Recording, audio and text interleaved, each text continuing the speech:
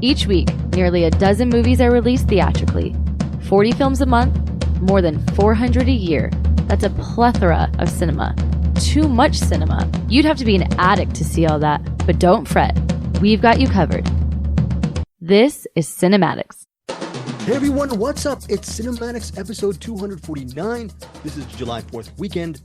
Me and Eric Holmes and Bruce Purkey, we are covering movies that are coming out for the week of July 5th, 2024. Again, CinemAddicts episode 249.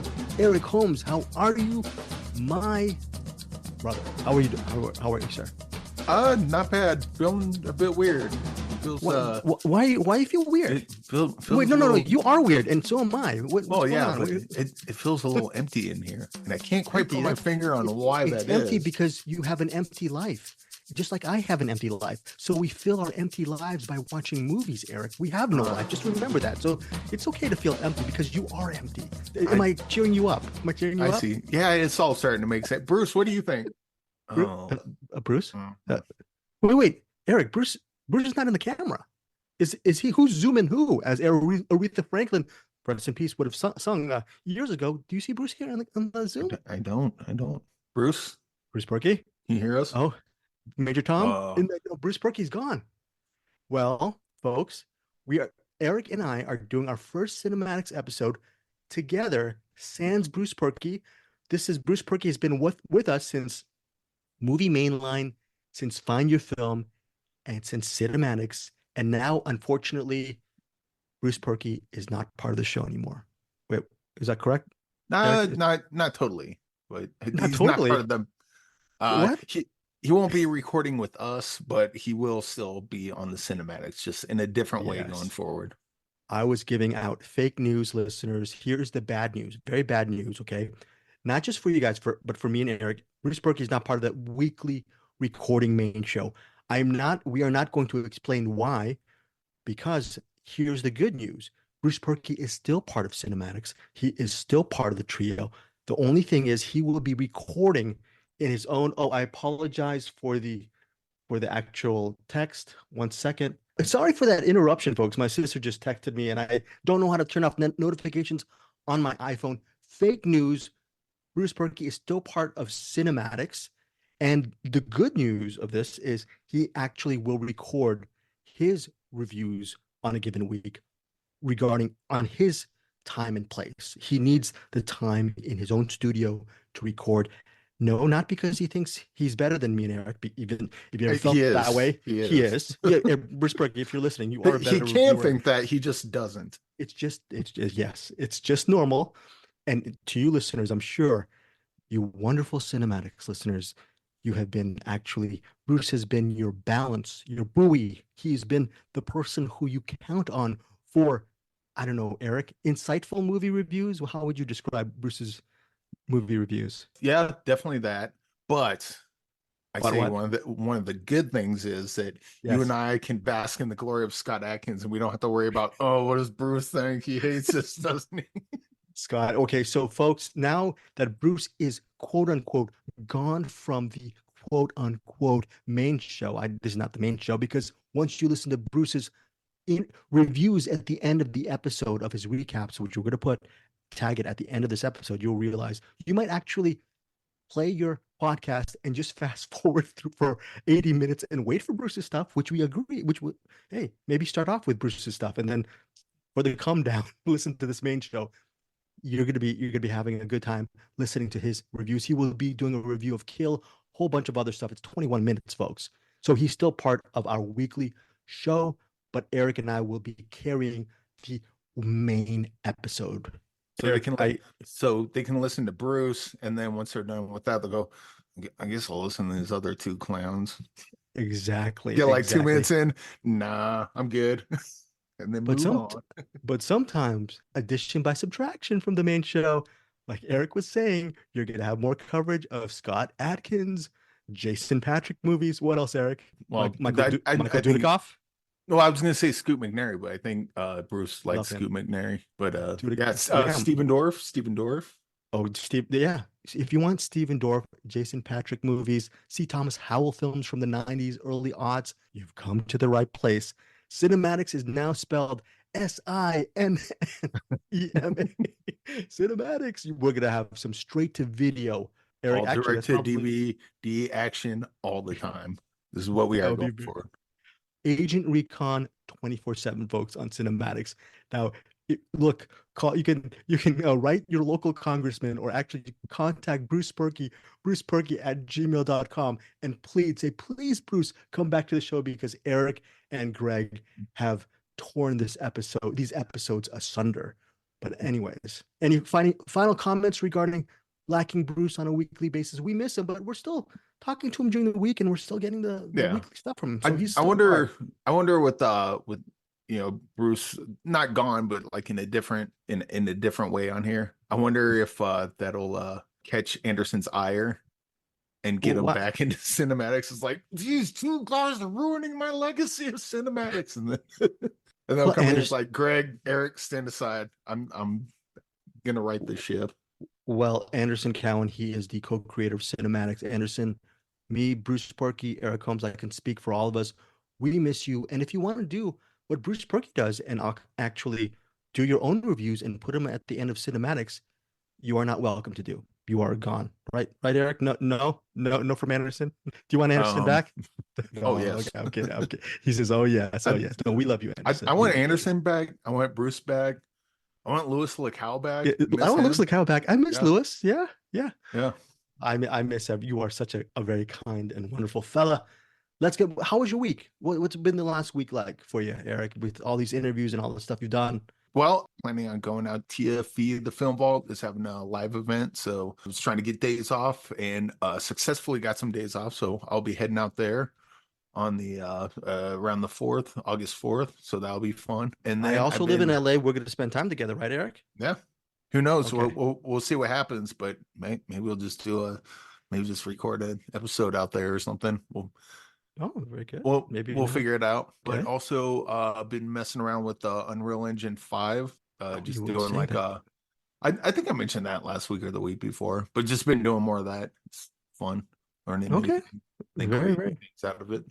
And what have you made? What have you made recently out of it?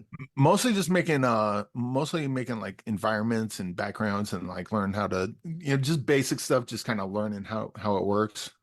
But I'm starting to figure it out and getting pretty decent at it. Not great, but pretty decent. So if you're making a movie and you need an environment made, I could be your guy. I'm just saying. Throwing that out there. Oh, Eric Holmes. Hey, Eric, I need a desert. I can make something that's empty. Not a problem. Very, very good.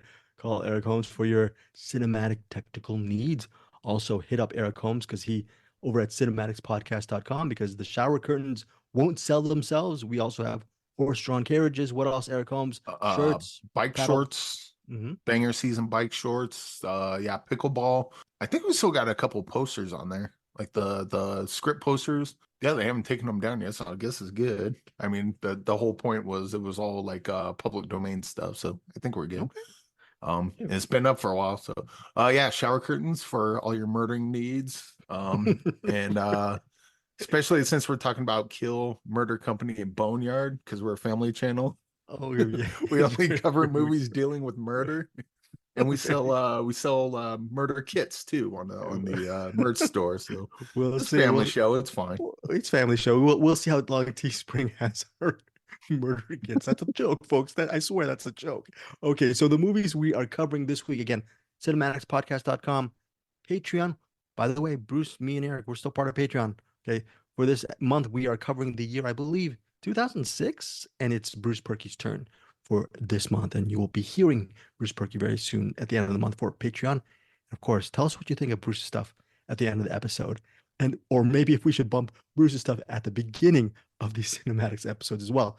Now, let's get to our features. We have the films Kill, Murder Company, Space Cadet, and we also have Boneyard. These are our top 4 films. Also, there is going to be a recommendation of a documentary called Minnesota Mean. Eric Holmes, true or false? Greg Srisavasdi used to live in Minnesota. What do you think? True. True or false? True. Okay. Yes, I I did. will say true only because you're asking the question, so it must be true. It must be true. I was not shaking when I asked that question. I should, well, is it true or false, Eric? No, I should have sounded a little bit more neurotic. Yeah, for 2 years, I lived in Edina, Minnesota from the years 79 to 80 for anyone who doesn't care. Just FYI, I love Minnesota. Too many mosquitoes. Too many mosquitoes for where you're over at, over in Colorado? You get a lot of mosquitoes? No, not out here. When I lived in Nebraska, there were definitely a lot of them, especially during summertime. Did not know that. Very interesting Midwest fact. sucks with weather and bugs. Not fun. Okay. Speaking of, okay, there's not fun, but there possibly is fun with this movie called Kill. What a horrible title in the sense that, my gosh, it scares me.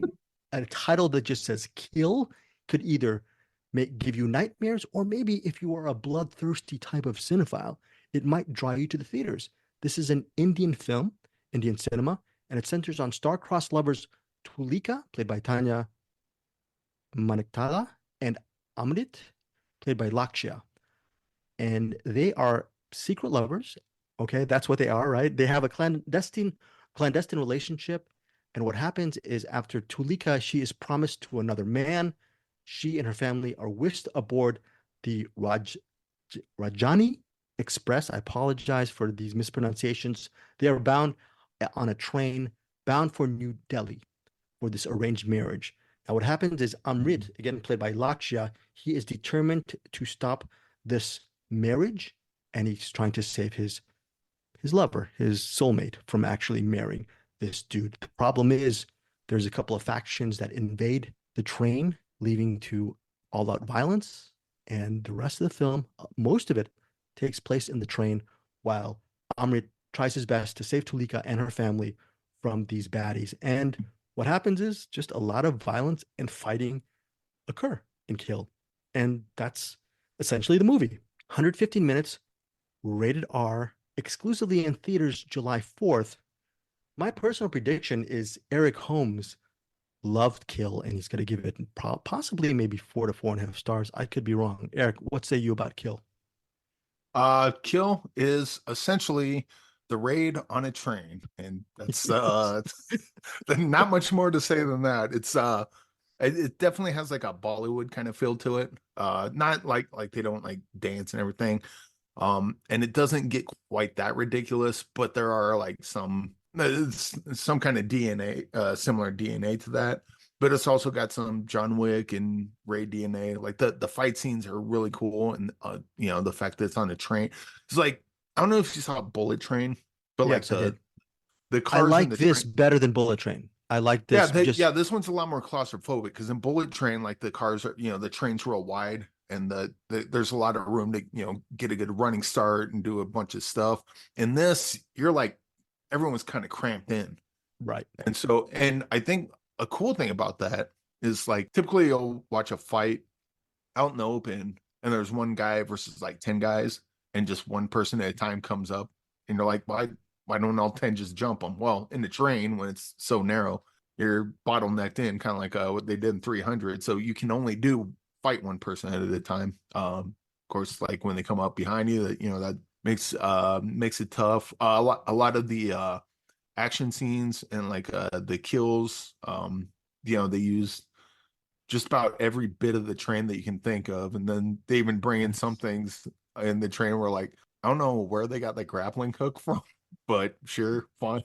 Why not? But yeah, it's real inventive, real crazy, but not so crazy. It's like, it's still sort of grounded, but it was incredibly fun and creative, and I liked it a lot. And the story was simple enough.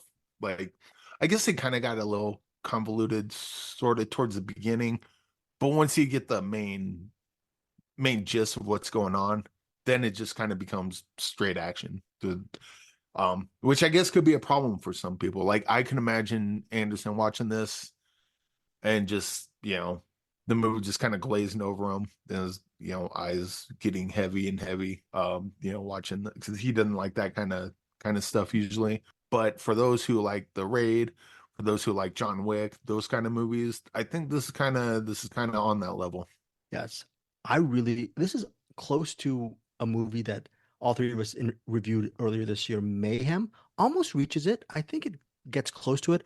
Mayhem is still my favorite action film this year. I don't know about you, Eric, Yeah, but or same. was it? Yeah, I just love that film so much. But there are things that happen in Kill which makes this movie to me not as derivative as one would think. So there's a couple of nice curveballs that are thrown in the plot that I appreciated. And for 115 minutes, I was completely enthralled with all of the action. It did not lose its momentum for me. Overall, I highly recommend Kill. I'm giving it, I think also that Lakshya, he could be a possible future action star, if not a star, period. He's very good in the lead role. Love the third act wrap up as well. My rating for Kill is 4.5 stars. So that again on in theaters July 4th, exclusively in theaters. What about you, Eric?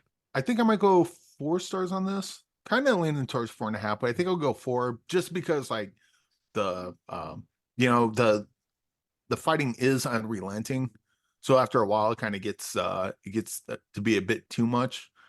But then again, like they still have a little bit like little emotional moments here, so you can kind of take a breath and tear up or feel a certain way about someone. Sometimes it gets silly, and it doesn't quite work, but other times it does. But overall, really good. And you have to. I did not know this was playing in theaters. Is it playing in theaters like wide release, or is it playing in theaters Yeah, like wide in release. New York and LA? I believe wide release exclusively in theaters. So Yeah, if so you can yeah, watch this in the theater, do it. I had no idea it would do that, but I could imagine. I can imagine seeing this in the theater and changing from 4 to 4.5. okay. 4 stars for Eric Holmes, 4.5 stars for me for Kill, exclusively in theaters July 4th. And now, here's something that's very interesting. In theaters, on digital and on demand, is a film called Murder Company. Here's a plot summary. Quote, in the midst of the D-Day invasion, a group of US soldiers are given orders to smuggle a member of the French resistance behind enemy lines to assassinate a high-value Nazi target. So basically, a bunch of US soldiers, they have this sort of against all odds kind of mission. Phil Collins' song is not in the movie, but they have this really horrible mission and really tough mission to actually rescue this sniper, French resistance sniper played by Gilles Marini, and he's very good in this movie. And the soldiers are played by Way Mosley, Pooch Hall, and Joe Anderson. They make up some of the soldiers. It's reminds me of past movies like The Dirty Dozen, The Big Red One. Reminds me of a Samuel Fuller film. It's directed by Shane Dax Taylor. Also stars Kelsey Grammer. This was a basic Army World War II film, and basic what I mean by that is just no. It's just no frills. Really good action, really good story. Got to the point. Meat and potatoes film. This is what I wanted from a war film, and it just checked off all the boxes. And I enjoyed it so much that I was wondering maybe Eric doesn't like it because I like it so much. There has to be something wrong with Murder Company. Am I wrong on that, or did you like this movie as well? No, I like this. Kind of reminded me of a Jesse B. Johnson movie. It's got that kind of flavor to it. And yeah, like you said, it's similar to Kill. It's just kind of what it is. And, it's got the little emotional beats and stuff as you would have. But it's, it doesn't try to do too much because this is also a lower budget movie. So its ambition doesn't go outside of its budget. It just it kind of stays in its lane, and it's like this is what we're doing, and we're going to try to do this as best we can. I think it pulls it off for the most part. Yeah, I think it. Remember years ago, maybe several years ago, you and I and Bruce, we did a review of the Steel Helmet, and that's a Samuel Fuller film, and that was shot in Griffith Park.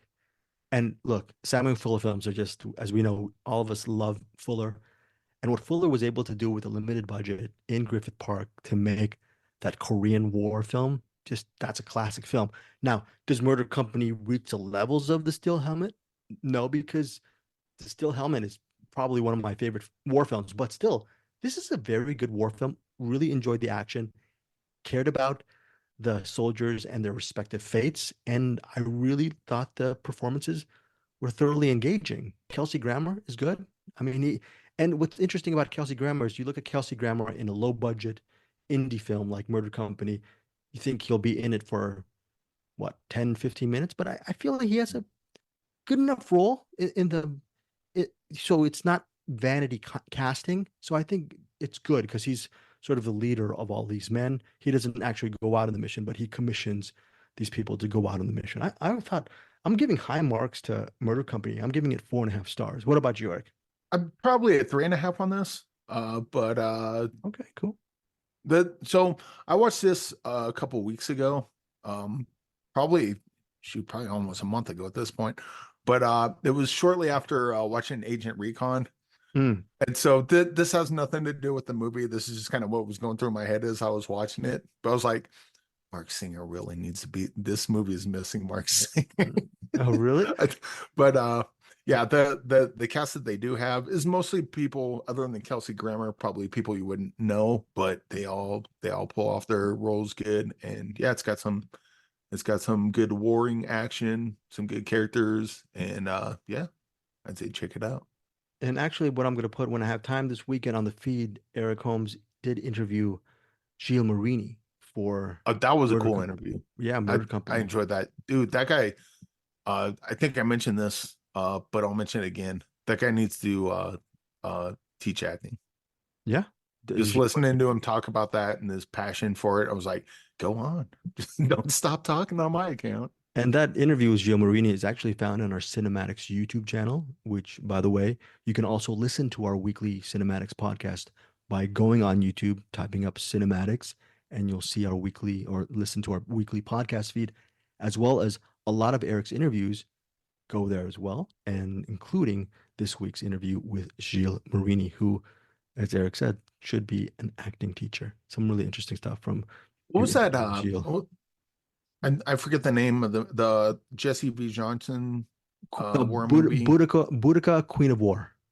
No, the one where it was like an American Army movie. I think it was American Army. Hell Hath No Fury. Hell Hath No Fury. Yeah, there you go. Yeah, this is kind of on that level.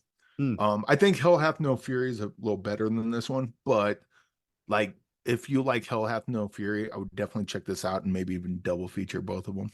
Okay, very cool. And that is it. That's 3.5 stars for Eric Holmes, 4.5 stars for me. I really love Murder Company. Again, on digital, on demand. At least Eric, you recommended it, so I thought maybe you would have. Yeah, it's good. On digital, on demand, in theaters, July 5th. Again, that is Murder Company. Next up is a Prime Video release. Hits Prime Video on July 4th. Space Cadet. Emma Roberts. She plays Tiffany Rex Simpson. She is, how do you say this? She works at a bar, but she's she's a blue collar worker, works very hard, really wonderful, responsible human being. One thing is she has not lived out her dreams to become an astronaut, and she's always wanted to because her late mother wanted her to follow her dreams, and her father is supportive as well. Her best friend Nadine, played by Poppy Liu, she is supportive too. But what happens is Tiffany Rex Simpson, again played by Emma Roberts, she decides to go to space camp and to become an astronaut. And what she finds is, as a space cadet, is even though she sort of fakes her qualifications or might not be the most qualified out of the group, she's a very resourceful person. And Space Cadet is a comedy drama which looks at her journey in her attempts to become a, quote, space cadet. It is written and directed by Liz W. Garcia. And I'm looking here on the plot summary. It's a comedy about the power of being yourself, following your dreams, and shooting for the stars. And that sounds cheesy. It is, but I really loved the cheesiness of Space Cadet. It's one of those movies that make you feel good. If you have any vested interest in Emma Roberts, you like her as a person and as an actress, more importantly, as an actress for Space Cadet, you're going to really enjoy this movie. It's a feel-good, predictable, but highly resonant film. And it hits Prime Video July 4th, rated PG-13, running at 110 minutes. Our other YouTube channel, Deepest Dream, I will have my interview with Liz W. Garcia, shortly later this week. And she got pretty emotional reflecting on the meaning behind Space Cadet and just the themes of it. So it looks like a light, fluffy comedy, and it is, but I found myself very invested in the lead character and the people around, and I might have been chopping onions just slightly just because of some of the stuff that is talked about in Space Cadet. So yeah, for me, 4 stars. 4 stars for Space Cadet. Again, Prime Video, July 4th. Might not be for everyone. Okay, but if what was that? I was, What's that movie? I think we covered I know last what you're year. gonna say. Michael Pena, astronaut film. Yeah, I forget what it was called. I'll look it up right now, but it's on that level. It's on that level. It's one of those. That one was a little bit deeper than Space Cadet, but Space Cadet is one of yeah. those movies that feels like a bubblegum movie, but it's actually a little bit And more. it kind of Feels real. was, but it worked. Like, it was schmaltzy, but it was like the good kind of schmaltz that kind of earns it a little bit. Yeah, Probably because you love the characters so much. It's just kind of, you said this is kind of on that same it's sort on of that same level. trajectory. I liked A Million Miles Away a little bit more. I think if I recall, maybe I gave it Million A Million Miles Away, Miles. that was it. A Million Miles Away. I think either I gave it 4.5 or 5. I forget. Yeah, the third act almost pretty much made me tear up. I really love that movie, but I still enjoyed Space Cadet. Space Cadet is a lighter film, but again, it also has a little bit of resonance and drama behind it, which I found to be really cool. So Space Cadet, check it out. July 4th, Prime Video, 4 stars for me. Next up, Eric, what can you tell our CinemAddicts listeners about Boneyard? It's about this dog that digs up a bunch of holes and puts his bone in it and buries it. No, this Sounds is good. actually just realized this is based on a true story. I shouldn't start with a stupid No, no, no, joke, but no, no. yeah, it's basically about it's a true story based on a cut this if you think you should, based on an unsolved murder. Okay. All Is right. that fair or no? That's fair. You can say it. You can say it. All right. Inspired by the true events of a serial killer that may still be out there today.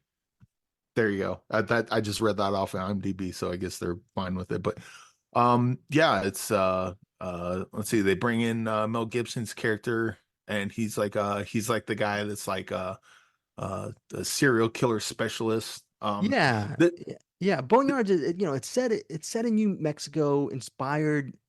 It's not exactly to the T, but it's inspired by the West Mesa murders of the early aughts, where I think, and I forget, 11 women were killed, were murdered, but it's inspired by the West Mesa murders. And like you said, Mel Gibson is this, we can't really reveal too much. He's an expert at serial killers, and he yeah. is Well, flown in. so if I remember, assuming I'm not conflating this with another movie, a kid finds like something, and then the cops go out there and they realize, oh wow, this is like just a complete graveyard. Like there's like holes dug up everywhere, and like Yeah, hence Boneyard, right? It's yeah. Boneyard. Yeah.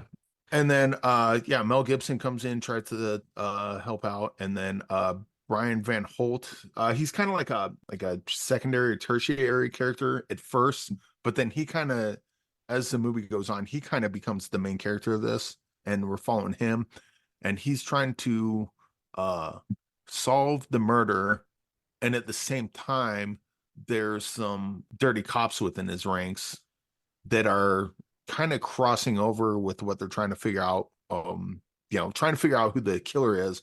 And then some of the cops are doing things that are kind of crossing with that. So it's like, is one of the officers here? Is he the serial killer?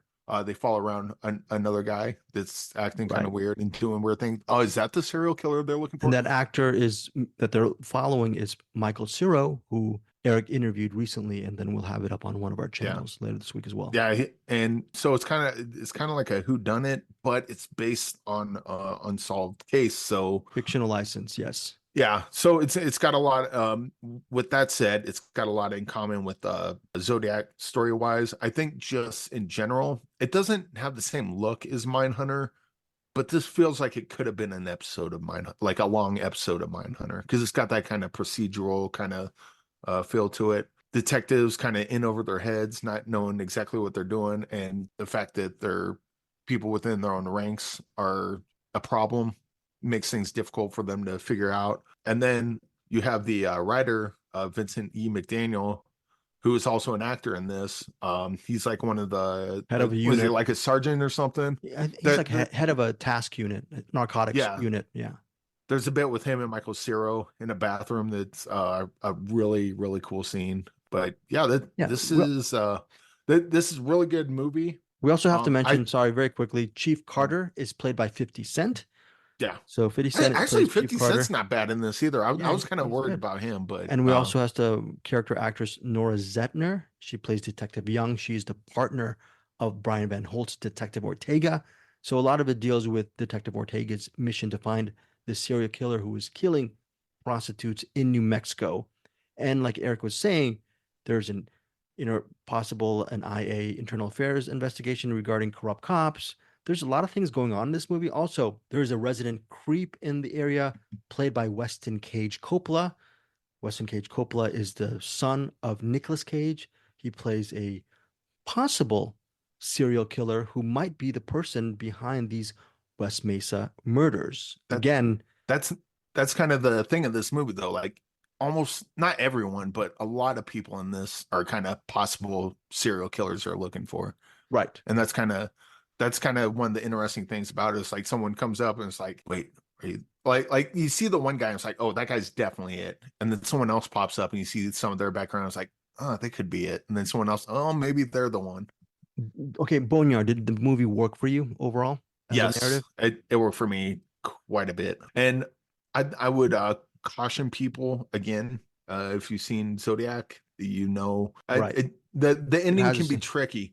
That said, I love how it ended. I thought that this kind of movie ends as well as you can for this kind of the ending story. Is perfectly fine. And if you actually research perfectly fine seems like it's passable. I think the ending was actually pretty good given what they had to work with. But yeah, it worked. It worked for me. West Mesa Murders, if you actually do look it up on Wikipedia, there's some really interesting stuff regarding the West Mesa Murders again. But remember, Boneyard in and of itself is a movie. That said, when you interviewed Vincent E.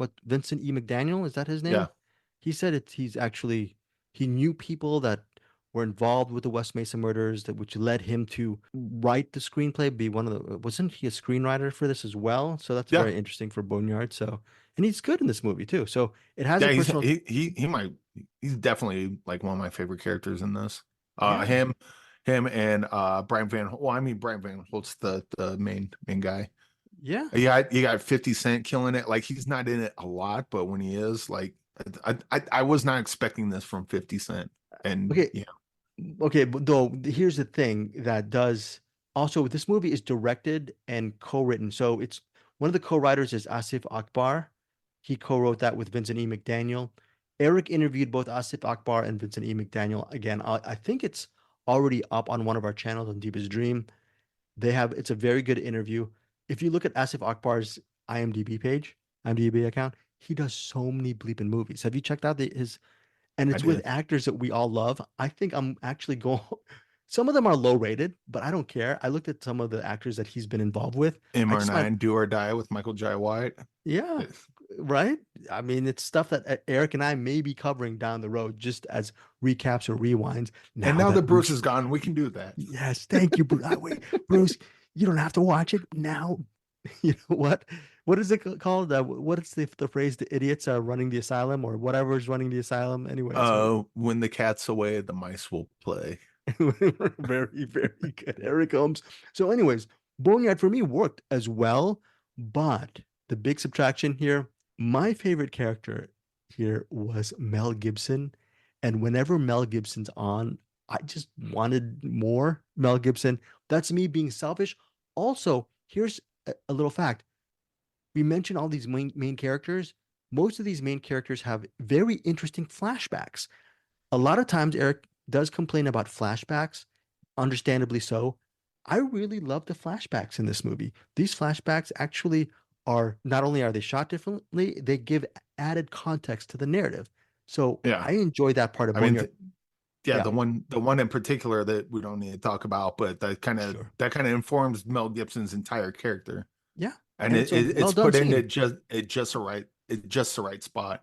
Yeah. And so I really love a lot of the backstory here. I loved the story, I wish it was a little bit more tense as far as the editing was more propulsive, but I thought this was a solid action drama thriller, and I'm giving it Boneyard 3.5 stars. What about you, Eric? I think with this and Murder Company, we're flipping around because I'm actually 4.5 on this one. But Oh, yeah, great. this is like, I think with like just maybe with that little David Fincher kind of flair, this easily could have been an episode of Mindhunter. Okay. Okay. Very good. 4.5. I would just again remind people, I love the ending, but I think there will be people that might not, just because of the nature of the true story. Be ready for that, but it still goes interesting places. Okay. Sorry for that noise. That's me hitting the table. 3.5 stars for me. 4.5 stars for Eric Holmes. For Boneyard, it is currently now, as we speak, on digital and on demand. It was released July 2nd. That is our features. And Eric, I'm already tired. Can we bring Bruce Purkey back to the show? Because that's a lot of, when we had Bruce, we didn't have to talk so much. I'm getting tired. Can we quit the show right now? Can we call Bruce right now? Say, Bruce, come back. Can we stop the show? No, Too much work for me and you, Eric. What do you think? The show must go on. The show must. And I don't want you to be mean about it, especially since he used to live in Minnesota. Okay, see, now this is horrible, okay? Now we are living in a bizarre world without Bruce. Now Eric Holmes decides to do these segues, which he's never done in 4+ years of this. Okay, great segue. And see, I'm playing the Eric Holmes thing as I'm blowing up the spot on the segues. I don't know. I don't know what's going on. Do I live in Colorado? And is Eric the fake Asian living in Los Angeles? We don't know. Everything's confusing. Anyways, Eric, sorry for blowing up the spot. We have Minnesota Mean. Tell us about it. Yes, Minnesota Mean is a documentary basically about a Minnesota roller derby team. It's directed by Don Mickelson, who did Finding Her Beat, about the female drumming team. It was a documentary about them. Oh, go ahead. I looked up Finding Her Beat on Rotten Tomatoes, high ratings. And I want to, first of all, I want to see Minnesota Mean, and then after that want to see Finding Her Beat, per your review, of course. So yeah. In fact, the both movies have a lot in common. I mean, I kind of did the interview with Don Mickelson just today, so I kind of, when I was talking with her, I kind of reviewed the movie during the interview, more or less. But yeah, it's basically so Don Mickelson, between this and Finding Her Beat, she's really good at kind of following these people and endearing you to them. There's nothing like really dark and seedy. It's not about the seedy underworld of the roller derby league. It's just a bunch of women get together. They want to do some roller derby and they have fun with it. And their lives kind of, veer off in different directions, progress as they go through their season of roller derby. And so you get to know all the characters. And then about halfway through the movie, start seeing their almost like a highlights reel of their roller derby games, and those are real fun to watch. And at that point, you kind of know the character, what positions they're good at, you start understanding the game more, and so it's fun to watch kind of the highlight reels and watching them go. And then it's also has that Rocky aesthetic. A lot of what they talk about in this is because there's like a game where they're not doing well, but then they talk about it and it's like, you know what? If we can hold our own with this, that's a win, because they know that this other team is like way better than them. So they're not even trying to win the game. I mean, they are trying to win, but that's not what's most important to them. They want to show up. Like, we know we're not going to win. We just want to, kind of come out with a respectable score, that that sort of thing. We want to be good sports people, have good sportsmanship, and that just kind of endears you to them more. And then just Don Mickelson, between this and Finding Her Beat, she's really good at kind of capturing the camaraderie between these groups of people. Okay, I'm stupid. Real quick, you talked about watching Finding Your Beat, and this, the two movies are almost married, in my opinion, because they have similar kind of tones and similar beats, and that you love the characters and then you get to watch them do their thing. and it's just they're both really fantastic. Eric, did we do this? Did we do Finding Her Beat for Find Your Film or CinemAddicts? I forget because you said it was in September, I think. So probably for CinemAddicts. I can't remember. Okay, so you were the one who saw it. Then I definitely did not see this. I don't know. I'm assuming Bruce saw it as well. Okay, so you really like that document. I gotta find. I'm getting senile. I completely. And this is not a bit. This is not a bit. And you liked. So this was something that you were really excited to do the interview because you did not interview her for Finding Her Beat, and then you like that, and now it's. Oh no, I did interview her for Finding Her Beat. It was really? Yeah, it was her and her co-director. I can't remember the co-director's name. I'll look that up. But I'm a moron. Okay, so this was it. And folks, listen, Dawn Nicholson, she's part of our CinemAddicts Facebook group. This is horrible. When she actually Carrie Pickett was the co-director of Finding Her Beat. Okay, I have to see that as well. Very good. That's my mistake, folks. Finding Her Beat is available to stream online. I'll make sure to put the links on Just Watch. But Minnesota Mean, these roller derby individuals, was it interesting for you to follow their respective lives? Were they interesting people? Did it make it a very quick watch for you, a very entertaining watch? It was very quick. In fact, I wanted to keep going. And I was telling Dawn when I interviewed her, like after watching this, I'm like you can't end here. You got to go find another roller derby team and follow them around and do kind of like the highlight clip at the end of that. And then after that, then find another. And I just love roller derby. Just like I've seen a couple matches live. They're fun. The whole idea of the women coming up with their names, their nicknames are fun.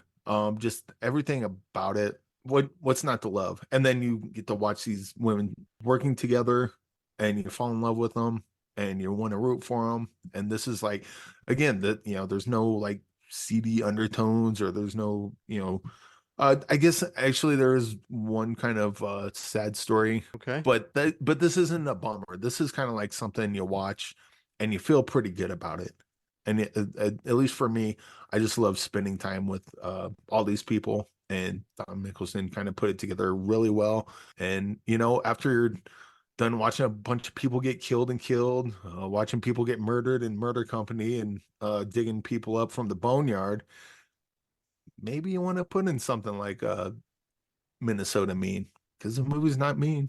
It should be called Minnesota Joy, because I felt joy watching it. Here you go. Blurbmeister Eric Holmes on Minnesota Mean. By the way, it's available to rent and own across all of North America. TVOD, digital HD, internet, cable, and satellite platforms, as well as on DVD. Hooray for physical media. And starting on July 2nd, 2024 through Freestyle Digital Media. So it's available right now. Yes, Eric. Yes. I was also going to thought about this while I was watching, but there's a lot in common with this and the documentary Murder Ball. Oh, okay. It's got that kind of like you feel like you're in it. You feel like you're with with all the players and everything. This fantastic documentary. I would give it 5 stars. Wow. Especially like if you just watch a bunch of like bummer indie movies, this is like palate cleanser and a great one too. One I would definitely want to go back to. Okay, so that is it. Wow, some very good stuff this week on CinemAddicts. We've wrapped up pretty much episode 249, bringing in the rear, right? Think of that graphic family show, is Bruce Purkey. He will be on in moments, so you can actually journey through his own cinematic television viewing week in a few moments. But next week, we want to tell you, there's going to be a couple of, I'm an idiot. I'll get back to that in a second. We will be covering an audio movie called Unsinkable. There is a movie called The Inheritance, co-written by MCU person Joe Russo. Eric, what can you? Sorry. Yeah, the MCU is Joe Russo. Joe Russo loves that, right? Whenever I say that, does it though? Eric, can you? He gets that a lot. It's fun. All Pair of Nightmares, Joe Russo. I love the Postmortems, Joe Russo. All right, Postmortem. Joe Russo is fantastic filmmaker. And Soulmates, Joe Russo. The Locksmiths, Joe Russo, and currently I love the Locksmiths. Joe Russo. Joe Russo is a fantastic writer and he's a fantastic artist. and you'll be interviewing Joe Russo and company for The Inheritance next week. There's also another movie that we're going to be covering called The Convert. Bruce Purkey has links, and Eric Holmes has links. I'm going to tell Bruce Purkey that there's no excuse for them to see it, for them not to see it because they have the links. And watch, they're going to watch it, and me trying to be the big boss of the situation, which I'm not. I'm gonna start my link, and it'll say, "Oh, your link expired." It always happens to me. I tell Bruce and Eric something, and then they're the ones who do it, and I'm the ones who fail vis-a-vis the coverage on this recent documentary, Minnesota Mean, and what was that? Finding Her Beat. I know Bruce and Eric cover. I completely forgot. That's my fault. Yes, Eric. Yes. I will say we can't talk about The Inheritance now. One, because we're wrapping up the show, and number two, didn't come out till next week. Yeah. But a movie I can talk about. Okay. And I won't go in depth because we talked about it previously. But Joe Russo and Chris Lamont's previous movie they wrote, Soulmates. Go check that out, and that'll help you kind of get you primed and excited for The Inheritance. And so, CinemAddicts listeners, we're going to say, Mr. Eric Holmes, Soulmates. I have some time this July 4th weekend. Why should I see Soulmates? It looks like a thriller to me. Is it a little bit more than your cut above thriller? Well, why should they see it? It's kind of the best way you can probably say is the elevator pitch is it's like Saw, but with the dating game. Mix the Saw and the dating game together. Like two people just woke up chained to each other, and they go through these different rooms, and they go through like these whole dating game sort of games, I guess. Yeah. And if they do it right, they move on to the next room. If they do it wrong, someone gets tortured. And it's silly, it's fun. If you like Saw, like the dating game, you like Soulmates, and the ending is great. Not like the movie kept. I remember because like the movie's still going. Why is the movie? It's over, and then the thing happens. I'm like, oh, son of a. This is awesome. So basically watch the end credits of Soulmates. No, it's well, yeah, watch the end credits, but the actual ending of the movie. It like how like sometimes you think it's going to end already, and you're actually wondering. Yeah, the movie got it. The movie feels like it's wrapped up, and you're like, why aren't the credits rolling? The movie's still going, but then there's more that happens, and the stuff that happens is like just kind of like elevates the movie that much more. Okay. Before we go, Eric Holmes, do you want to say a couple of the movie picks? Eric and I, we're what is it? Is that a word, bloviating? We're just talking about movies that we've seen. That's what we do here. We blow all the V8s. blow all the V8s, family show. There are people who are in the know, maybe even in the know better than us, Eric Holmes. What are some of the extra movie picks that our CinemAddicts folks can check out as well? Yes, we got the director and both co-writers of Boneyard, Asif Akbar. His movie pick was Jackie Brown, and Vincent E. McDaniel. I don't think they intended this double feature, but it's a great double feature with Jackie Brown, which Vincent McDaniel's was South Central. Those are both great picks. And then I've never seen South Central. I need to see South Central. It's been a while, but that I'm definitely due for a rewatch for South Central. Okay, right. And then Don Mickelson chose Jesus Camp documentary, I believe. I've not seen Jesus Camp, so I'll have to go check that one out. Okay, yeah, and if I recall, Jesus Camp got a lot of great reviews as well. And that's it. I would usually say final thoughts, Bruce Purkey, but it's going to be a final thought, Eric Holmes. But how do we do? How do you think we did? You know what? We could give final thoughts to Bruce Purkey and just cut to him right now. Okay, right? I don't know we're gonna put that in, but you know that'd be funny. Anything else you want to say before we get out of here, Eric Holmes? Yeah, bunch of good movies today, and going to that Film Vault live event on August 4th. So I know there's a couple of people in the CinemAddicts group. There's a lot of crossover between CinemAddicts and the Film Vault. So if you're heading out that way, let me know. Yeah, and we'll hang out. Greg won't, but I will. Yes, yes. But Eric, hopefully Eric, and Angie Clark will have a good time and maybe have a couple of beers and dinner or lunch together. It'd be great to see both of you guys. That'd be very, very wonderful. And of course, as Bruce Purkey said, you'll be there in spirit. Okay, that'd be very cool. We had a great time, Bruce Purkey. Even though you're part of the show after this, we do miss you on the regular show. But anyways, so for more wonderful movie reviews, check out Bruce Purkey in a few moments. And of course, here's Glenn. Goodbye, everybody. Thank you for joining CinemAddicts. Hey, everybody. This is Bruce's first weekly recap. This will be the week of July 5th. when new releases are coming out. The only reason I'm doing this is because I probably won't be sitting in on the main weekly podcast with Eric and Greg anymore. Mostly just because, oh boy, recording a couple hours every week is causing a little too much strife with me and my wife. You might hear her banging on the doors and yelling and being upset that I'm in here whiling my hours away on podcastery. So what I will do instead is I will give a weekly update, and I'll probably still do the monthly Patreon broadcast. Definitely get involved in that. In fact, if you haven't looked on the CinemAddicts group, we do have a current poll up for the year that I am doing for this month, and that is going to be 2000 and I want to say, boy, now I'm forgetting what year it was. 2006. That's what it was. 2006. All right. So every week I will first give you my quick reviews of the movies that are new for this week. Obviously, you want to go and check the actual CinemAddicts podcast every week with Greg and Eric to get the full review of whatever movie that is. Plus, they usually do a few more movies that I haven't caught. So definitely go check that out. This week, the only one I have done of the new movies is a little movie called Kill. Now, if you're like me, you probably saw some of the previews of this, even in the theater. And by appearances, it looks to be kind of a Bollywood version of, I don't know, John Wick on a train. That was kind of my first impression. Kill is directed by Nikhil Nagesh Bhatt, starring as Amrit Lakshya.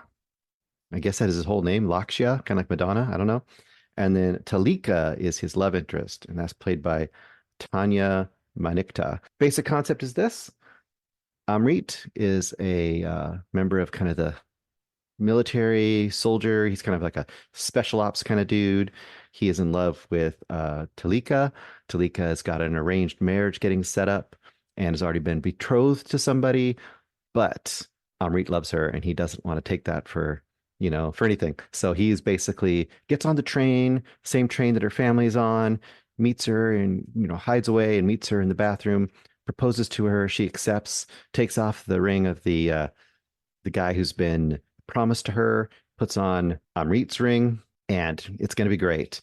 Unfortunately, and if you've seen the previews, you probably get this idea. Unfortunately, the train is beset upon by bandits. And there's a lot of them. Some of them are members of each other's families. Some of them are just, I seem to be various rogues, but they all have a basic idea that they, I guess, almost like old school train robbers. They just kind of in mass come onto this train. It's probably, I want to say like maybe 20 of them, maybe more bandits. They get on this train and they just start basically, they have knives and stuff. They basically come up to people and say, give us what you've got. They're taking some of it. They're beating people up. They're threatening everybody and so on and so forth. That's the basic setup. You think, okay, cool. Probably the first 20 minutes, I was like, it's a little goofy. It's a little chaotic. It's not really hitting that John Wick sort of action, slick, choreographed spot that you might want. And for a while, I was just kind of like, okay, what is it going to be? Just all these bandits, threatening and fighting people. And, obviously Amrit is going to be the hero, right? That's what's going to be. It takes a few turns and I was surprised, and pleasantly so. Probably within the first, I don't know, 20 minutes after it kind of got its feet under it, I started to really get into the groove of the basic kind of conflict and how they're setting it up and how the bandits are being set up and how the different good guys, I guess you'd say, on the train are being set up. They do set up a little thing where Talika's father is like kind of a bigwig, and the bandits figure out like, oh, if we take him and kidnap him and hold him hostage, we can probably get even more money. So that's kind of a sort of a setup. But the real conflict, I won't reveal, but probably at about the, 35, 40-minute mark, there is a turn that I didn't quite expect to happen in a movie like this. And when that turn happens, you're like, oh, now it's on. That's kind of the response I had. Sure, it gets a little repetitive. Sure, it's somewhat what you'd expect. I don't think it's as violent or as bloody as it wants to purport itself to be, although some people might disagree. It might be really bloody and too violent for some people. But for this kind of movie, I think it's right along the lines of what you'd expect. I guess the big question is, how much fun do you have with a movie like this? Isn't as stylish as John Wick? Isn't as cutesy and, I guess, self-conscious as Bullet Train? Or as complicated plot-wise, but all that being said, there is a rough and ready kind of charm to this action movie. And I'm not an action guy. You guys probably all know this by now if you listen to this podcast. If you don't, I'm not an action guy. I had a pretty good time watching this movie. Overall, I was pretty darn entertained with this movie. Is it going to be a 4.5, 5-star movie for me? No. But did I have a pretty great time while I was watching it overall? Yeah, I really did. And it kept changing things enough that it kept my interest. It kept doing some fun and weird things, which you kind of expect when you get outside of the American movie system. One of the things I love about international movies is that they'll take weird turns. The plot won't exactly go where you expect it to go. There are some interesting subplots in here about class and about family, because weirdly, and this is something you wouldn't see probably in the Americanized version of this, is the bandits are members of each other's family. The people that are the good guys, in quote, are also have members of their family on the train. So there's a lot of like vengeance for family members and like fighting to save family members or to protect family members on both sides. And I thought that was a interesting kind of a little element to this. So overall, I'd say I'm probably 3.5 on this movie. 3.5 to 4. I might go higher if I see it again. This is definitely one you could just throw on and watch parts of it and enjoy it perfectly well. I don't know if you have to rush to the theater to see it, but if you're an action person, this might be something you would want to go check out in the theater. I don't think it's hugely cinematic in the way that a John Wick movie would be, but I think it would be a satisfying popcorn movie if that's what you were looking for. And that would be the only feature movie I'm watching this week. Once again, check out the main podcast to hear what Eric and Greg think about it. I should probably predict what they are going to think about movies on this, since I haven't talked to them about them. I'm going to say, Eric is going to either be 3-star banger, or he might go straight up 4.5 to 5 stars in this. Greg, I think, will probably go a little higher than 4 stars in this. I'm going to say 4.5 for Greg. All right, we'll see. You guys can keep notes at home or keep track if you want to. All right, I'll just do a few recommendations, other things I saw this week to give you some things you might want to watch. Number 1, the first newish movie that just dropped on Max is Problemista, a 24 film from, I think, earlier this year, maybe late last year. Either way, it's directed by Julio Torres and starring Julio Torres and written by Julio Torres. He plays Alejandro from El Salvador, but he's living in New York, trying to make his way. And then you have Elizabeth, played by Tilda Swinton. That's really the two main people you want to know. Other than that, you have Riza in this in a small role, and you have Isabella Rossellini as a sometimes narrator of this movie. Warning right out the gate. If you're someone who hates the quirk, especially the Wes Anderson-y sort of quirk, this veers somewhat in that direction, and you may or may not even want to step foot in this world. I think, though, if you can get past that, this movie is a lot more charming and a lot more fun and a lot more heart on its sleeve than the average kind of Wes Anderson movie. It's not as built into its dollhouse the way Wes Anderson movies are. What is the basic concept of Problemista? Alejandro works, he's working to try to keep his visa and stay in America, in New York, until he can make his dream come true, which is becoming a toy designer for Hasbro. And throughout the movie, you will hear a bunch of his toy design ideas. He's got a whole bunch of them. They're all weird and unusual and quirky and kind of postmodern, hipstery sort of toy design ideas. But with that being said, I mean, that's what you should probably do in this day and age. Either way, that isn't really the main point of the story, although it gives a little flavor around the edges. He's working in a place called Freeze Corp. This is a place, you've heard of those places that supposedly, cryogenically freeze somebody, keep them on ice until they can be brought back alive and whatever illness or whatever they had going on with them is solved and that they are able to live their life. That's where he works. Very quickly, he makes a mistake in he's taking care of this one particular pod only. I don't know how this works. He's taking care of the pod for the character played by Riza. He was an artist, and he being Alejandro, accidentally momentarily unplugs the pod, plugs it back in, and of course that's a big no-no. It doesn't mess up the freeze necessarily, but it causes him to get fired. On his way out, he does have an encounter with the woman who had been romantically involved with Riza, and that is Elizabeth, played by Tilda Swinton. And she is something. She is a lot. She is, I don't know, not quite say a Karen per se, if that's even a word we can use anymore. She's just like one of those oddball art lover slash, I don't know what you'd say, person, a lover of the arts who's also trying to kind of attach themselves to an artist, who's kind of made that her personality, but she's also a micromanager and just a crazy, hard to handle, demanding person. Hilariously so, which is the whole point of this movie. And the basic setup is she kind of pulls Alejandro into her orbit as possibly an assistant. Possibly since he's lost his sponsor for visa ship, she promises that she will help get him that if he helps her gather up all of the artworks that have been kind of dispersed throughout wherever from Riz's character. If he can get all those artworks back, and so they can do a show, which was always his dream, then she will go ahead and sponsor Alejandro. That's the basic concept of this movie. Doesn't really matter. It's just a reason for them to be together for quite a while and have a lot of things happen. The basic, I guess, drive of the story is the relationship, the oddball relationship between Tilda's character and Julio's character. And that is where either you will have a lot of fun, or if it drives you crazy, you will have not a lot of fun. I overall quite enjoyed it. I'm probably going to go 4 stars in this movie. Once again, I think your mileage will vary based on if the quirk level works for you. I kept trying to think of who to compare this to. I don't know. It just feels like this is I mean, obviously Julio did just about everything in this movie. And it's one of those things where A24 is really, I think, doing great work when they find somebody who maybe wouldn't get quite as much of a budget or be allowed to really just explore their vision and their voice, especially at such a young age and an unknown kind of status. And I think that's where A24 shines when they do that sort of thing. And this feels like something that could be the beginning of something pretty great. And hopefully we'll see more and more from this person. And I quite liked it. 4 stars for me.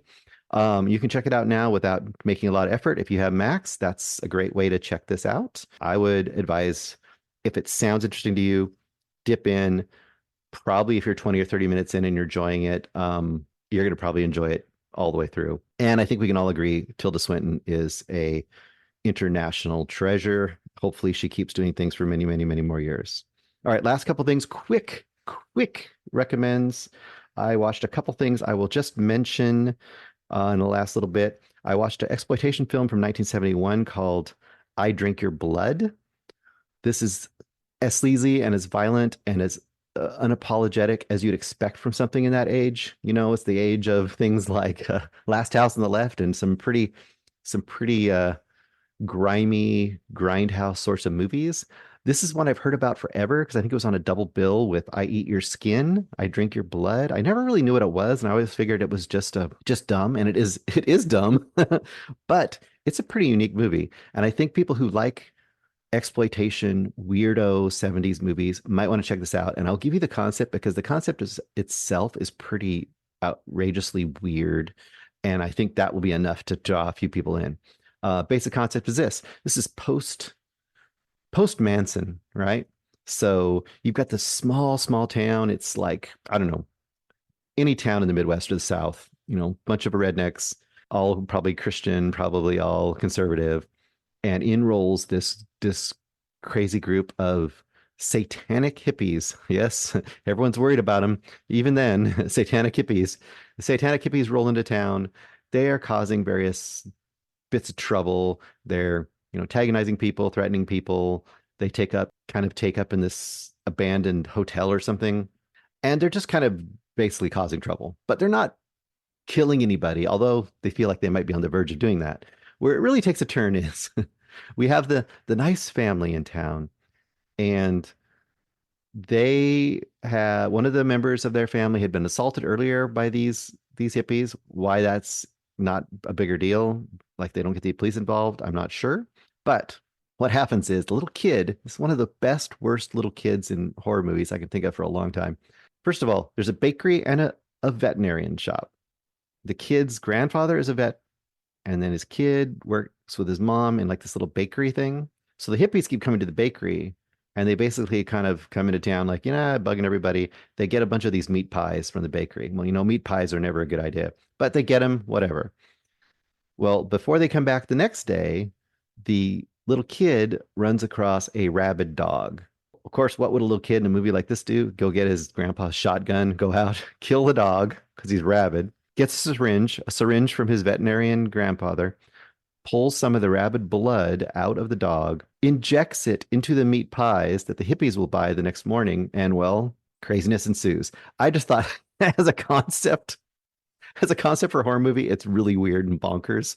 And hey, if that's something interesting to you and you want to see this kind of sleazy 70s exploitation version of satanic hippies on rabies, then knock yourself out.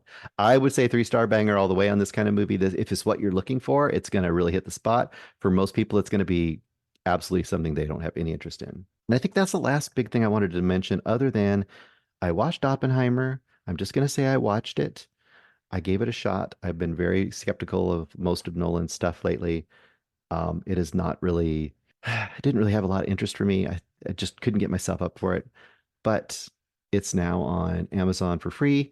So I said, I'm going to give it a try. And I ended up quite liking it. Probably one of my favorite Nolan movies. Probably this one and Dark Knight are probably up towards the top. On the bad side of Oppenheimer, I'm not going to go through a whole review of it. Y'all mostly know what's going on with it. So here's my pluses and minuses. The minuses for Oppenheimer is the first hour and a half to 2 hours, basically just the story of Oppenheimer creating the bomb and all that, even though it does go into some other stuff. I don't think you get a lot from this about his actual person, like who he is as a person. He's such an isolated, kind of oddball figure. You don't really get into his mind so much, although you do kind of get some from the outside of how he acts.